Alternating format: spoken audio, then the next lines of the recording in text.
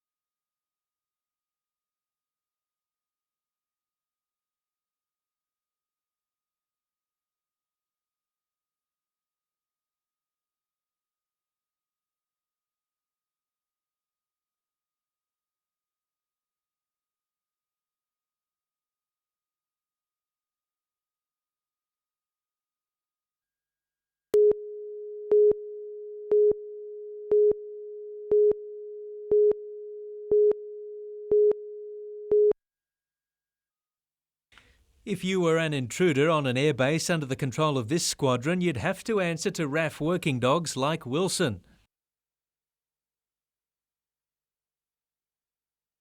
Wilson and his handlers put on a display for members of the children's cancer charity Canteen at their Anna Bay retreat today before handing over $2,000 in cash they raised from a head shave while in the Gulf. We had, the downtime, and in that downtime we had, things like this that we could do would help take up the time. Canteen offers a support network for young people living with cancer, like Sky, who is battling Hodgkin's disease. Pretty excited. Yeah, it's amazing that they can do that for us. And out of all the organisations, they pick us, so it's great. Paul Lobb, NBN News.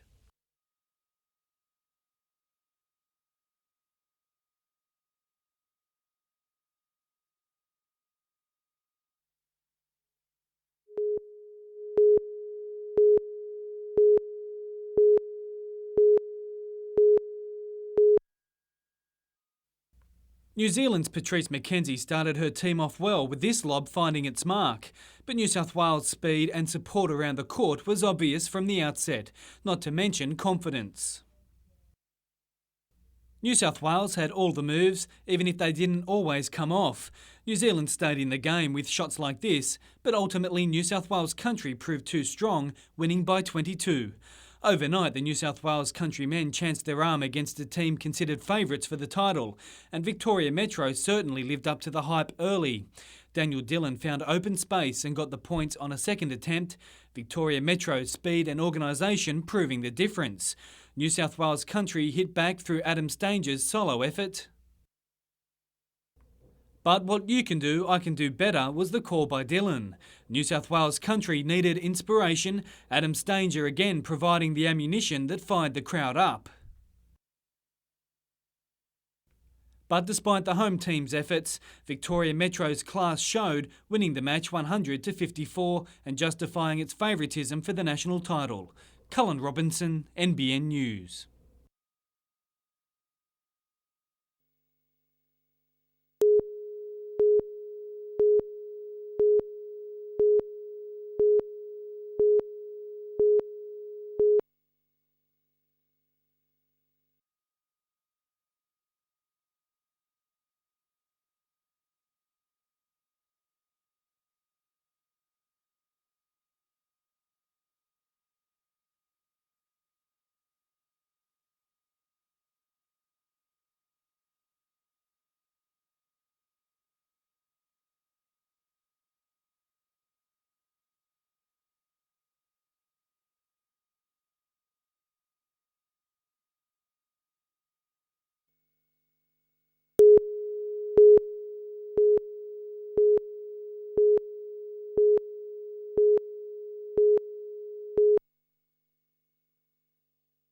It was a blanket finish, but missing the top four didn't mean New South Wales Country faced a let-up in terms of opposition as they now fight for a final ranking for the tournament.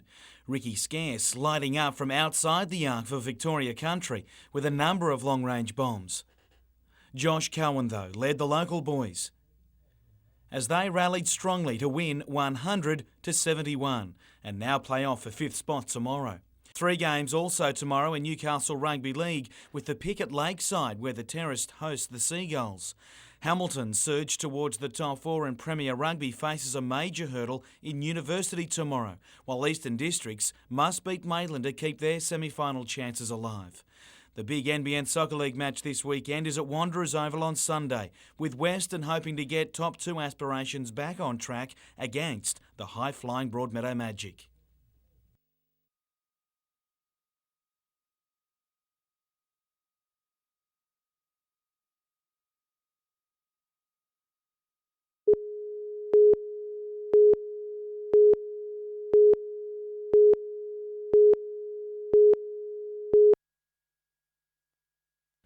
Injuring his thumb at training 3 weeks ago, Matthew Helm was happy just to be competing, but once on the platform, he pushed it to the limits.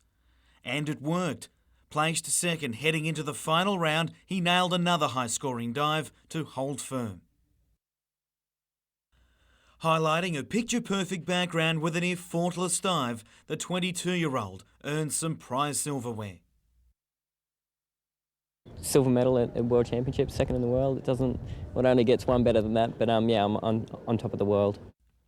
The pain of a fractured thumb all but forgotten as he woke family in Newcastle to pass on the good news. Sorry to wake you. No, that's fine, he says. His father Glenn already looking where he'll position the medal, but with Matt competing in the synchronised event tonight, an early morning call is on the cards again. I don't mind. You can ring me up anytime you like with results like that.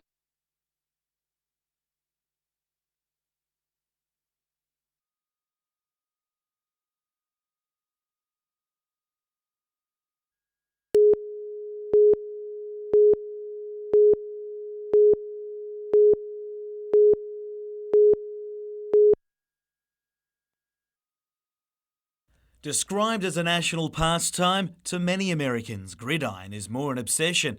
So you can understand why these US students couldn't wait to play after 2 weeks without competition.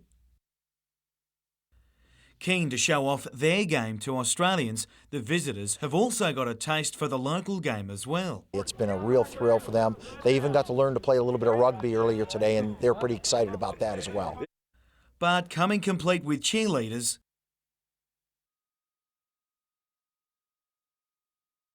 you know they're serious about their game. It didn't take long to see why they require so much padding, and most importantly, those helmets. Even when the opposition can't lay a hand on them, their own teammates give them plenty, and that's for doing something good.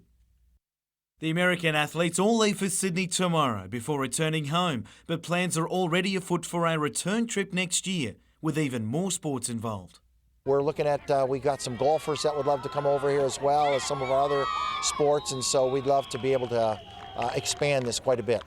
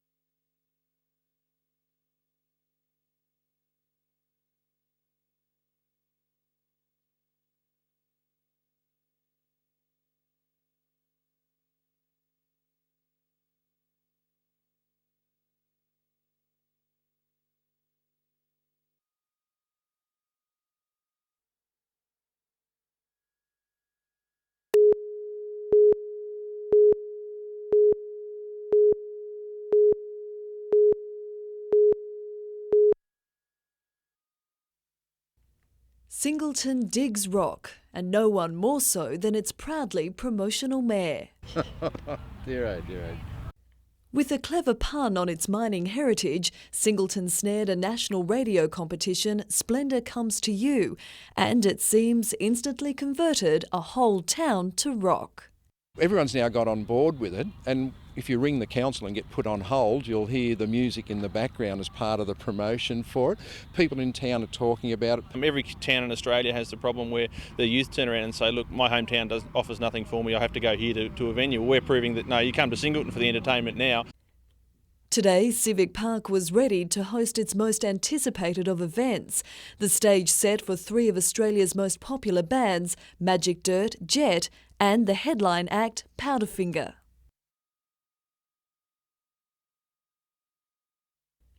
The logistics of preparing for a concert of this size are enormous. With plenty of community muscle, Singleton has done in days what would normally take months. To prepare a commercial event like this, you'd be looking at organising a year in advance. So 6 days, pretty good going, I think. The bands will be centre stage here from 5 tomorrow afternoon until just after 9 o'clock, playing to an audience expected to swell to between 10 and 20,000 people. The event is free, there's no alcohol allowed, and organisers urge concert goers to avoid traffic troubles and take the bus. Natasha Bayersdorf, NBN News.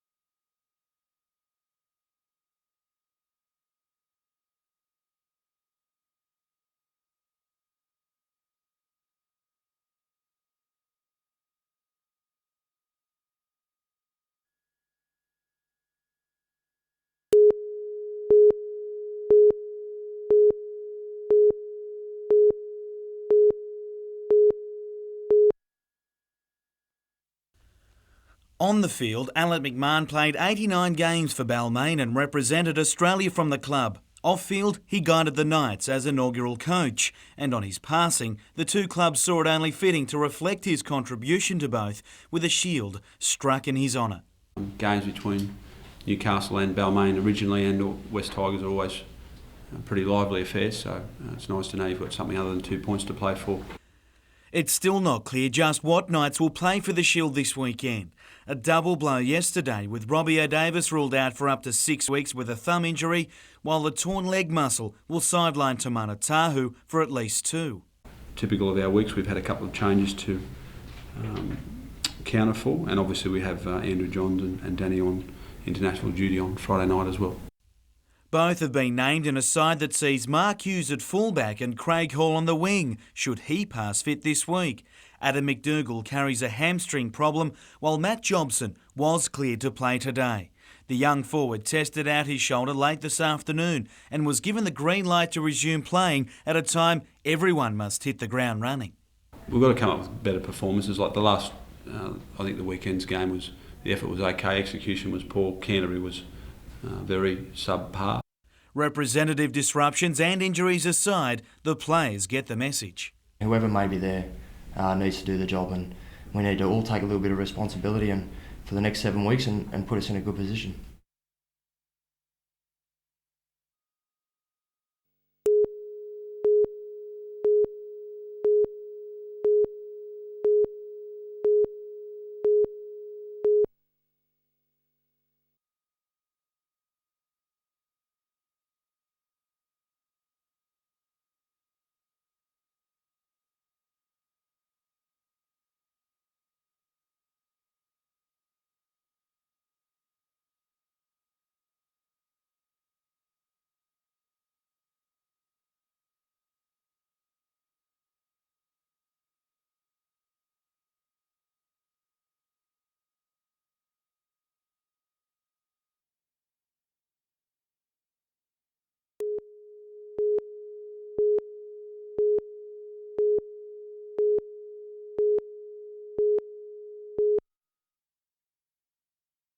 A quiet evening at the Tuttleby household was shattered about 10:15 last night when this sedan missed the bend on City Road and slammed into the front yard. I got sick and tired of watching the wallabies get thrashed, so I went to bed, and about that time I just heard this big bang. The car crashed through the fence, flattening the clothesline and pulling down an awning. It's alleged the driver then ran off but was caught soon after by police, who charged the 26-year-old with drink driving. Today, Brian surveyed the damage with his 2 grandchildren who'd been in the front yard just hours before the crash. Both the children, they were here yesterday afternoon playing there, so I dare say now that my daughter saw this, he'll be barred from around this side of the house. And it'll be a while before the next family barbecue. Paul Lobb, NBN News.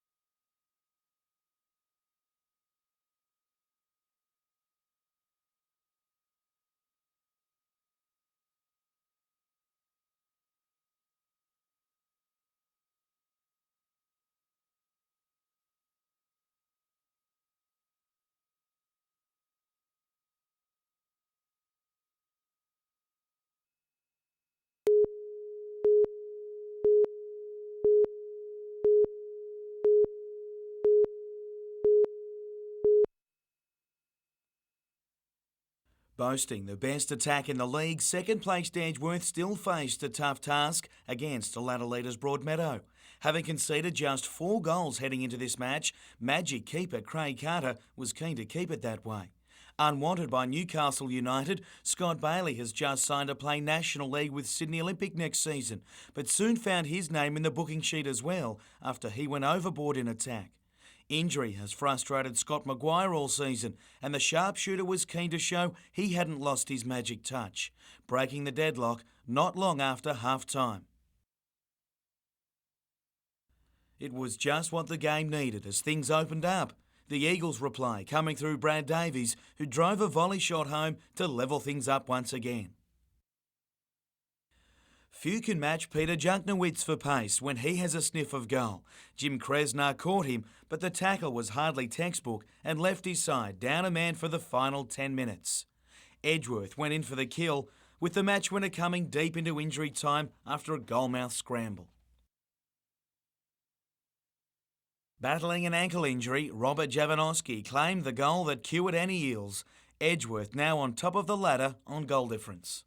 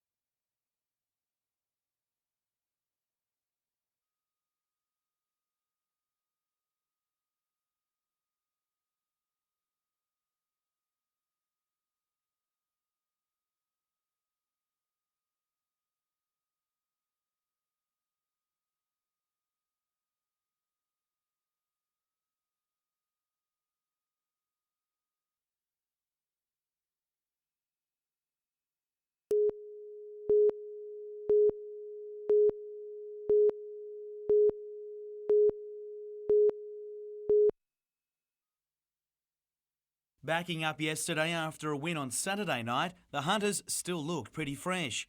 The ACT Academy side hasn't enjoyed the best of seasons but still showed some highlights.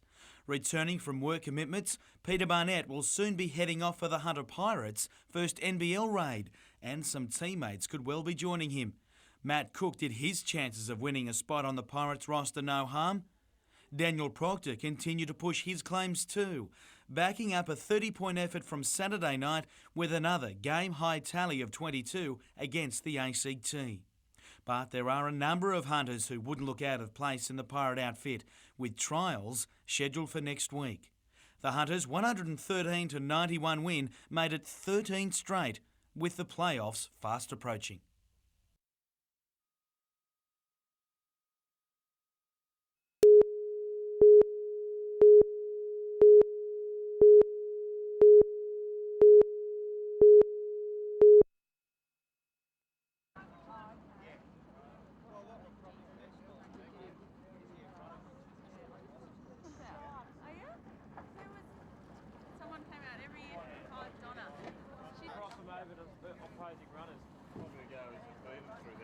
We hit a shark, which was a bit different, which stopped the boat dead, and we had to lower the spinnaker, turn the boat into the wind and back it up to get the shark off.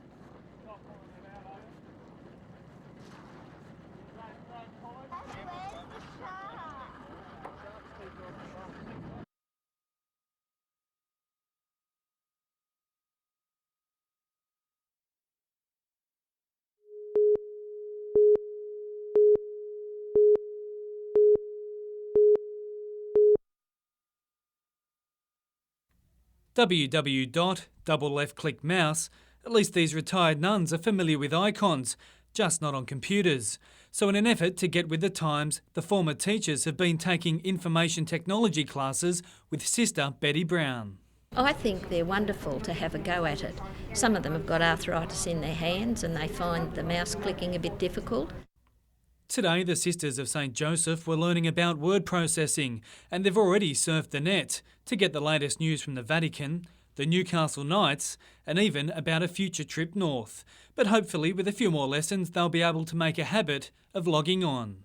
I haven't had any experience with a computer before. I'd finished teaching before they came into the schools, so I really know nothing about them. As I told you earlier, I look in awe at the 4- and 5-year-olds who can manage computers. Eventually, the sisters would like to create a website for their congregation using 21st century technology to help in their tireless work. The more competent we can make them personally, the more they are able to enrich the community where they live and where they work. Cullen Robinson, NBN News.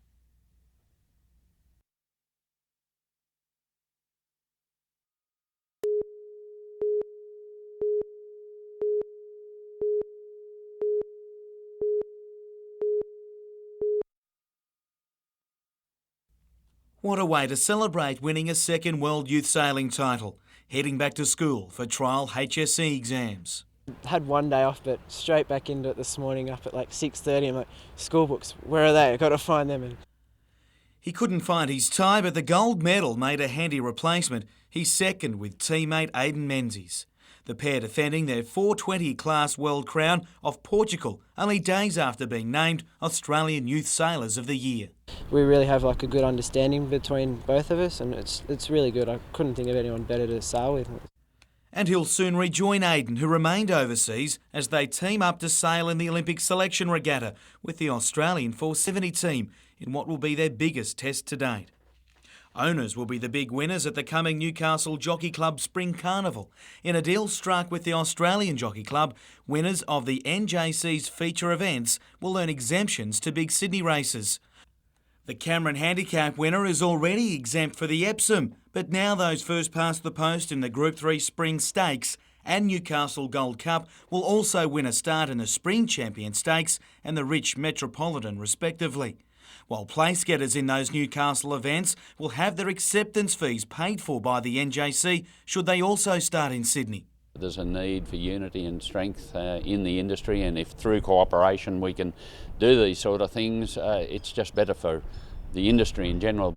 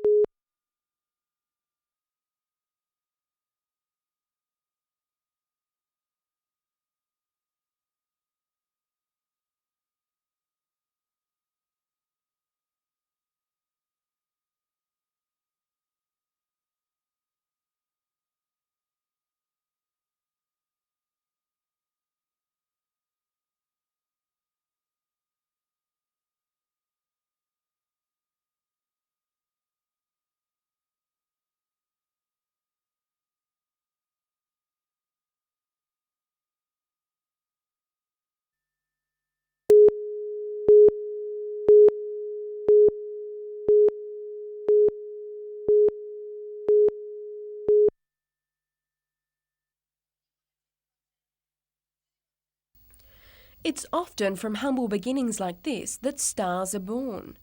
This group of 9 students from the Hunter School of Performing Arts is hoping to make a name for themselves when they tour France, America and the Bahamas as part of the state school's dance company. We're going to Broadway, New York. I think everyone's excited about that.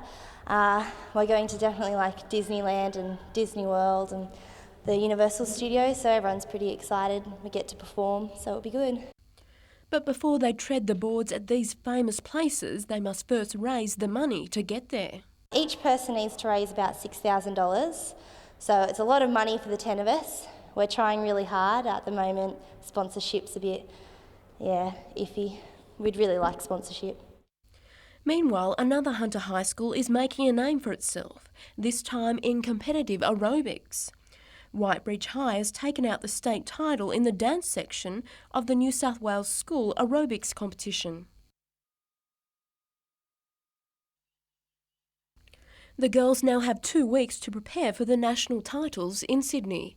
Tanya Carlisle, NBN News.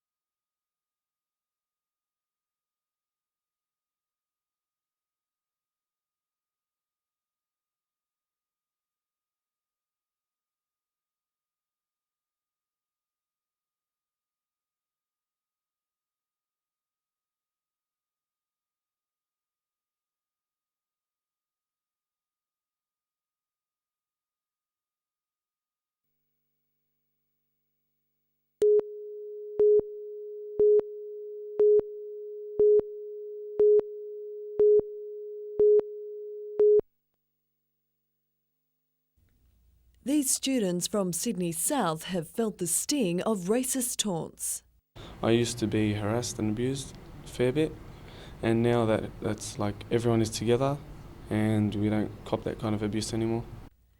Menai High School has pioneered a revolutionary program to promote multiculturalism. Now students say racism is all but gone. At the start, people would be getting more abused, more called names and everything, but as the years have gone by, it's been getting better. No more complaints have been put through or nothing.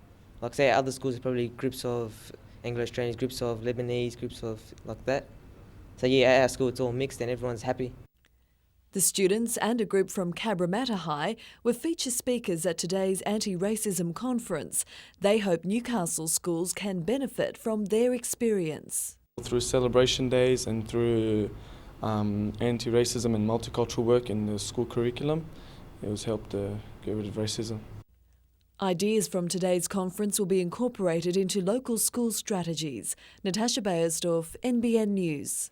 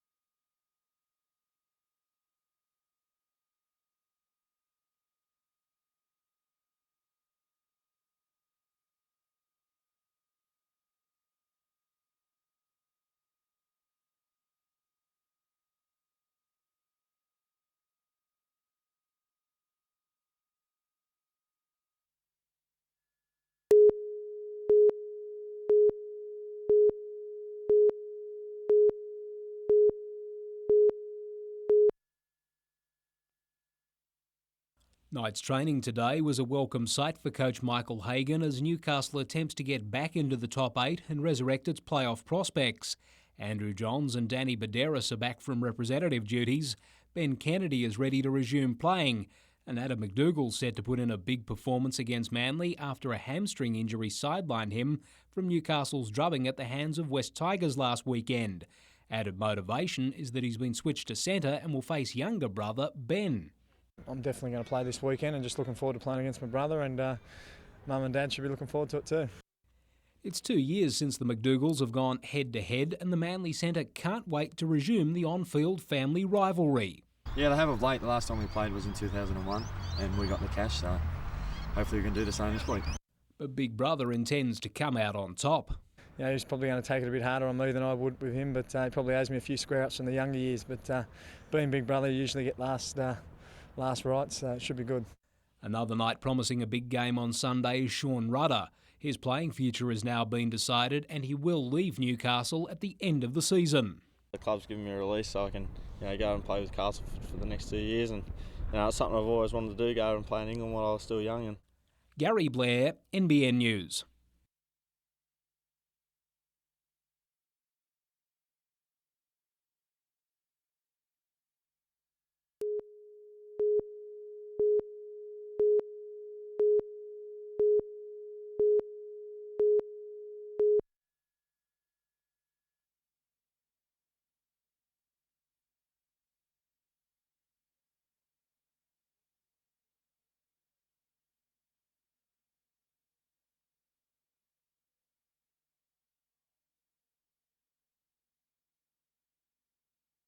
We don't think it's going to do us any good, but at least we want people, the ordinary people of Sydney and Australia, to find out what their big bank is doing and how unethical they are.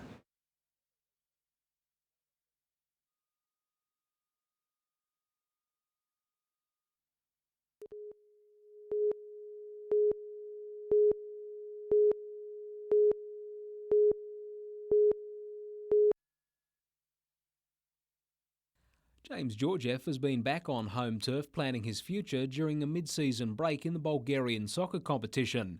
But rather than return to Europe, the 20-year-old next week heads to the US to begin a scholarship with Clemson University in South Carolina.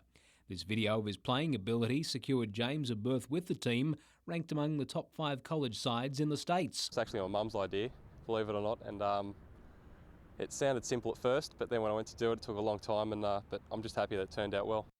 James has used his time at home to catch up with cousin Broadmeadow Magic reserve grader Sash Milevsky. Georgiev keen to pass on the skills that helped him to a first-grade debut with Adamstown Rosebuds before his 16th birthday and later play with the Newcastle Breakers youth team.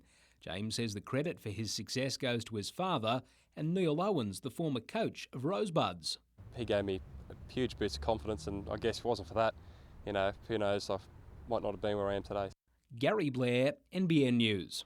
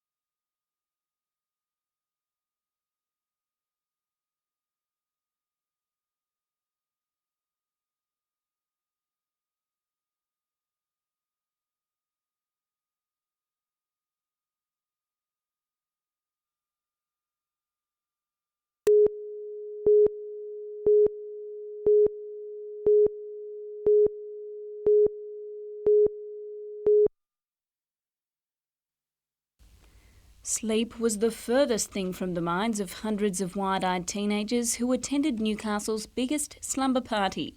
Around 400 students rolled up to the Police Citizens Youth Club in Broadmeadow to take part in this year's Mission Australia Winter Sleep Out. Giving up a warm bed for the night, the charitable souls got a sense of what it's like to be homeless. So they can actually sleep out on the concrete there and get a really good feel for what it's like to be out in the open in 5 degrees in the middle of winter.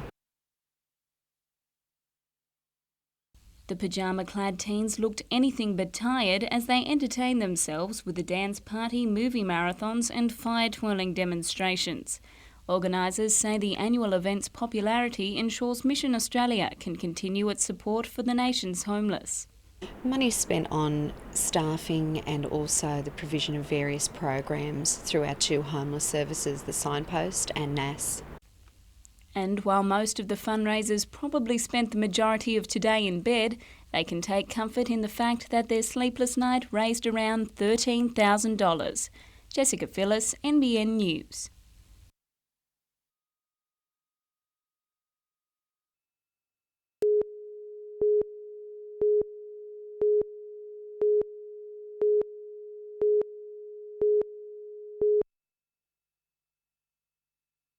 The sight of the Westpac rescue helicopter landing at a mine normally signals bad news, but that wasn't the case today.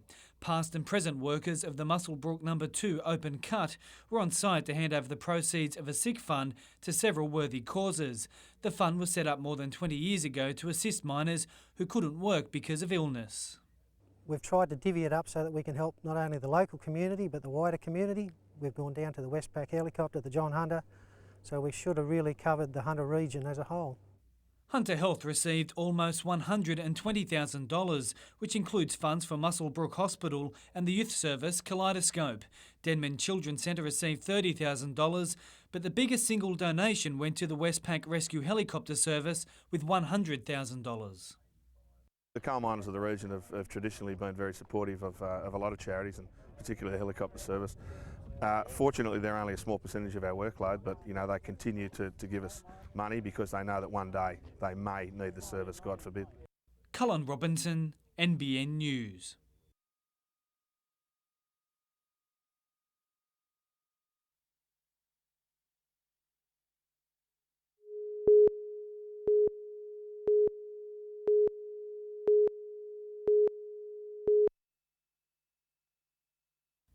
A full house at Energy Australia Stadium should have been the start of a great day for the Knights, but instead Chairman Michael Hill was defending the club over a sponsorship deal. The Knights' former financial controller Brad Newton has raised concerns about a possible breach of the NRL salary cap with auditors over some players' use of cars supplied by major sponsor Brian Kelly Holden. Hill says an internal investigation showed the club hadn't broken any rules, and that should be confirmed by a salary cap audit at the end of the year. We worry about them because you can't get on with the job of running the football club if you're constantly looking over your shoulder trying to work out what's coming next. So it is a worry, but we investigate them all, each one of them, and we clear them and put them behind us. Meanwhile, hundreds of football fans have put their name on a petition asking the federal government to match state funding for a new stand. Cullen Robinson, NBN News.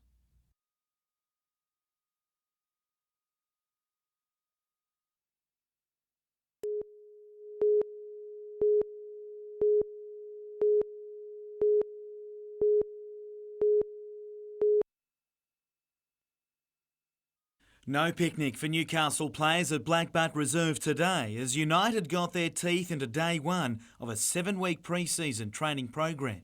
This is a really important time. What you do now sets you up for the rest of the season. Especially when a number of a reduced playing squad won't be fit for the kick-off, with Steve Eagleton still 5 weeks off a full return to training, and Peter Sakanis also continues his recovery from surgery. Milan Blagojevich ran today for the first time in 3 months, while Michael Prentice is back running after 8 months out. Englishman Matthew Wicks won't be here at all. After signing earlier this year, a family illness has ended his move down under. He's got some family issues back at home with his new bride. So yeah, he's disappointed, but he's just said, look, he wouldn't be able to fulfil his obligations. With Damien Brown taking up his place in the squad and the imminent return of Adam Griffiths and Asala Massey from overseas trips, the senior squad will stand at 19. However, new recruit Craig Deans is still a long-term proposition. Obviously, people like Craig Deans and Steve Eagleton that are going to be that won't be right for the start of the season, but we knew that anyway. For now, the squad will continue training under a new regime drawn up from an English conditioner who helped the Blackburn Rovers win the Premier League.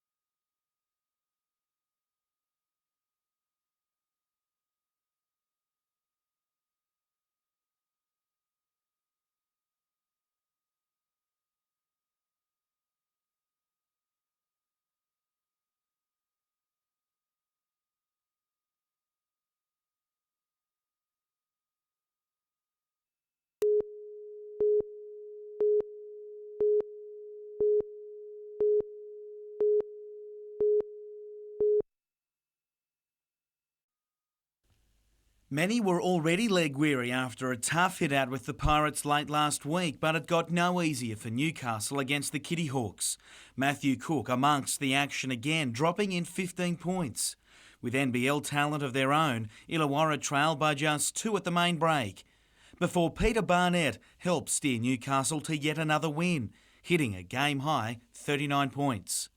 Just 1 point separates North and South at the top of Premier Hockey League, while the battle for 6th spot is also strong after weekend results. The Tigers got off to the best possible start against West before John Hall found an equaliser off a short corner. Then 2 strokes of individual brilliance from Michael Wallace got the Tigers back in front. That was soon followed with a steal and a perfect finish as the Tigers look set for a runaway win. But West storm home to score 3 unanswered goals and move to equal third on the ladder. Scone remain undefeated in Group 21 Rugby League, while Danman upset Muswellbrook just a week after they forfeited a top-grade match. And big wins for Newcastle City and Terrigal Avoca in Black Diamond AFL, while Warners Bay wrapped up a finals position by beating the Bombers.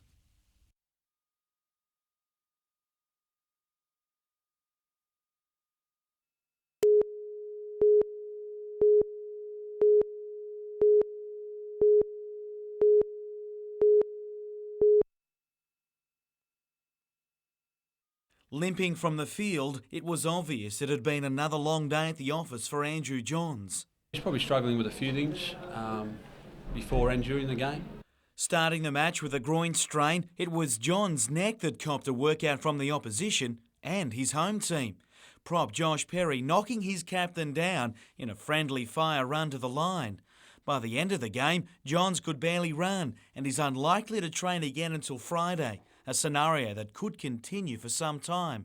It's the last thing the team needs after almost snatching defeat from the jaws of victory against Manly after leading 18-0 early. Forced to come from 28-22 down, a trademark Adam McDougall effort got Newcastle back in front. But everyone knows they must lift. We need to have a good look at ourselves in the next few weeks, and if we're any chance of coming away with a premiership this year, we need to improve. It hasn't changed things a whole lot, but you certainly remain in the contest from here on in, and we've got the opportunity at least to finish in the end of season games.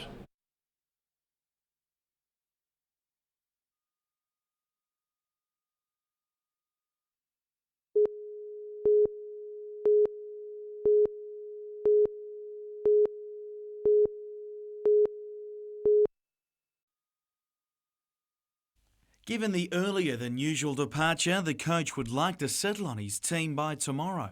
We're confident Anthony Quinn will be right this week, and hopefully Craig Hall. He's probably the most doubtful given that he couldn't get through the session on Saturday. The change in travel routine follows a similar successful plan for matches played in Brisbane and Auckland.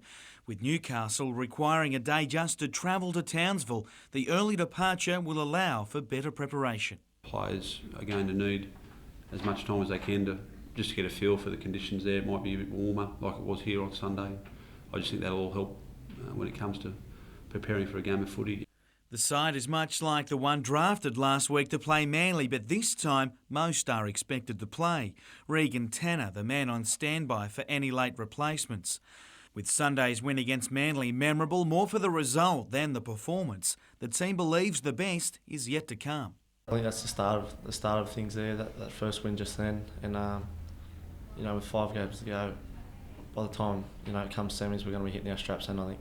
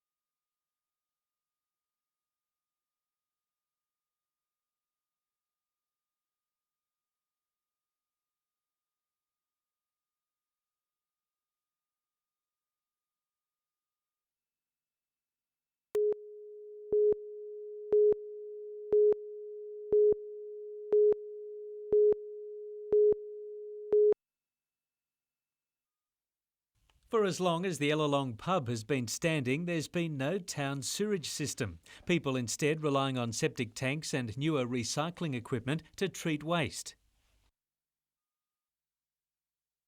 But by 2007, properties in the area will hold on for a proper sewerage system no longer. Utilities Minister Frank Sartor making the big splash today. They are the communities of Lochinvar, Ellalong, Millfield and Kitchener. That covers another 1,100 properties. Hunter Water has just finished connecting Karua to the town system, with Fern Bay next and then the coalfields. I think it's one of the better things that can happen out here, to tell you the truth. I think it's great. The area needs it. It's growing too fast. The state government will chip in towards the $28 million project, with the lion's share coming from an annual levy charged to Hunter ratepayers. But for those currently relying on the trusty Portaloo, not very pleasant. Smelly, hot in summer, like a sauna. 2007 can't come fast enough. Paul Lobb, NBN News.